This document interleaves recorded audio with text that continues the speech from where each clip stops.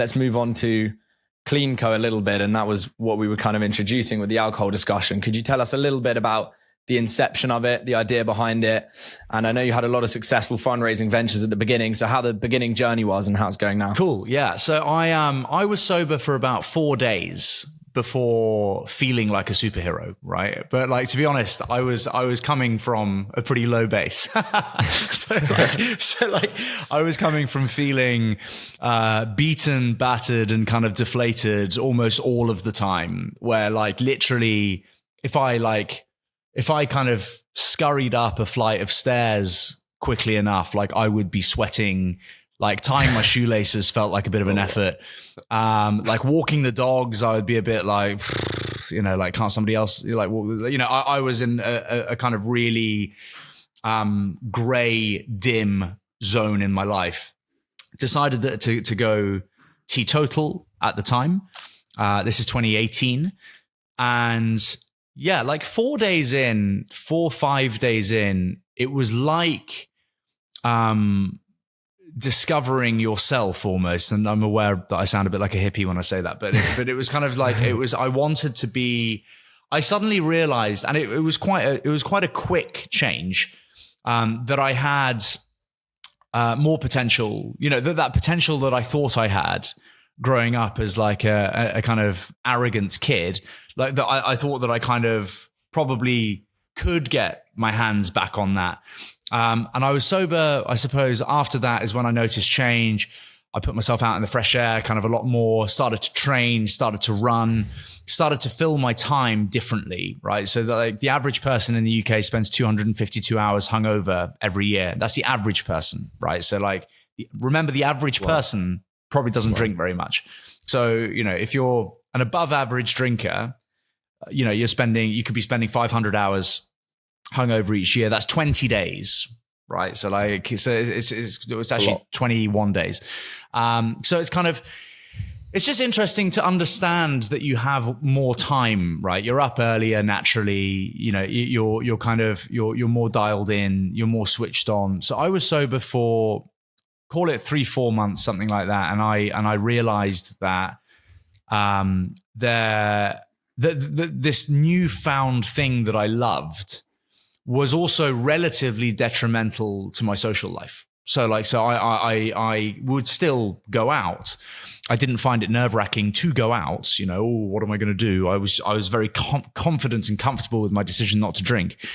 And there was nothing to drink.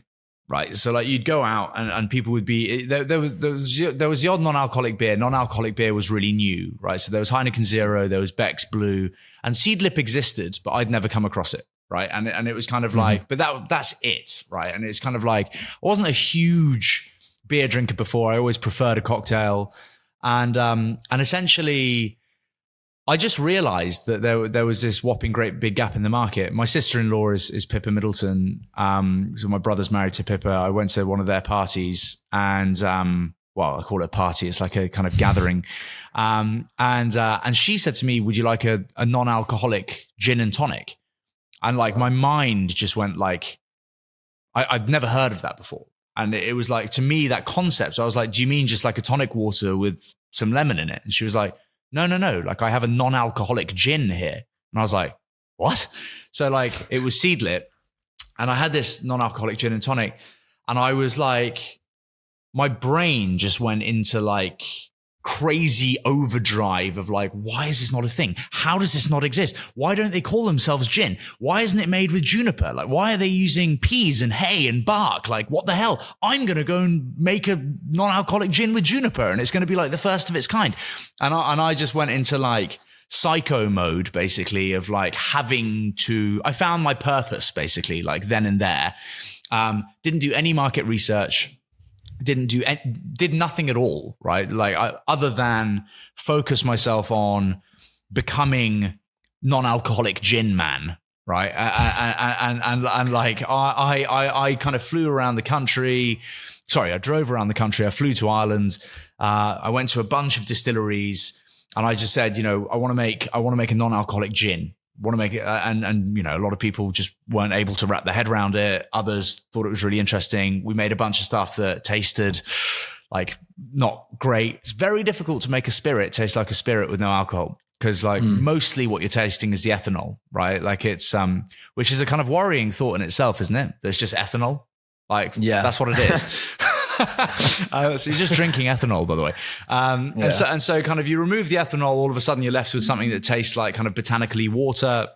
So anyway, long story short, we kind of developed a product, and I had this incredible, and then came the problem of raising money in a kind of non-existent market, but it was really interesting and entertaining for me at the time, because I think that when you don't know certain things and you have no experience of it, that can be really helpful. Like just not understanding. Like I've never raised funds before, so you dive in and you're just like, you don't have any of the lingo and you don't have any of the what they're looking for. All you have is all I had was insane levels of optimism, right? That we're going to be the biggest, best thing in the world and that everyone is going to drink this stuff. And kind of not much else. So it didn't take long, but I wouldn't suggest that would be, I think at that stage of fundraising, like seed round, optimism, character, and the belief in yourself is going to get you a very long way. Obviously, as the rounds get bigger, you're going to need a lot more to back up your kind of plan and where you're going. But no, it was really exciting. The kind of the big turning point in the beginning was Lightspeed Venture Partners, who are one of the biggest funds in the world, who famously don't do consumer products. Wrote an article about looking for brands who are interested in trying to bypass the 3-tier distribution system in the States. Like if you sell booze in the States, there's this like insane system where basically the thing changes hands like 4 times before it gets to you. And so it's a really complicated system. That's for alcohol. And so I read this article, and it was written by a woman called Nicole Quinn, director of Lightspeed. And I thought, oh my God, well, like maybe we can bypass the 3-tier distribution system because we don't have alcohol. And like, obviously that she was talking specifically about the States, but I wrote them a note and just said, look, I'd love to chat to you. And I think we took a shine to each other, right? Because she enjoyed the like raw determination and optimism just to kind of, get this thing going. And we had lunch once. We compared the first CleanCo product to Seedlip. She preferred it, and she did £1 million into the seed round. And I only needed 400K, right? Because I had a few friends and family doing the odd kind of 100K, 150K ticket. No family at the time. My family weren't quite ready to invest in me at the time. Got to give them some time. Yeah, got to give them some time just to get on the old trust wagon. So no family at the time, just kind of some friends who had some disposable income and believed in the idea, because it was always a good idea, right? Like non-alcoholic spirits, non-alcoholic cocktails, clean cocktails. Like it was a fun thing to believe in. And so I only needed 400K, and I looked at Nicole and I said, oh, thanks so much. That's amazing. I'll just take 400 if that's okay, because that's all we need at the time. And she was like, when Lightspeed offer you £1 million in your seed round, you take £1 million. And I was like, okay, then I'll take the £1 million.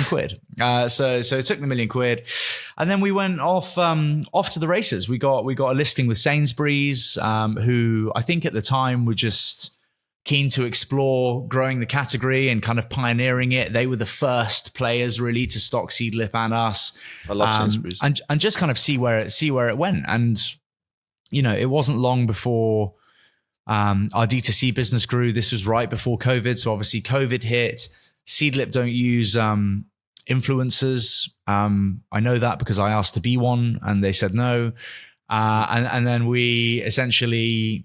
Vogue and I started making clean cocktails in our kitchen throughout kind of lockdown, and started asking people what they wanted to see from the brand. And we kind of just grew really organically, really quickly throughout that time. And now we're listed in 97% of British retail. Anywhere that stocks non-alcoholic products, we're listed. And we're the 3rd largest brand in the States. So the story, by the way, is a very long one. So feel free to interject with, there are obviously other points in the business that were like big turning points. And, I've made some massive mistakes as well, but I don't know where you want to take the interview, but were I to tell you the full CleanCo story, we'd be here for some time. So I'll let you guys chirps in.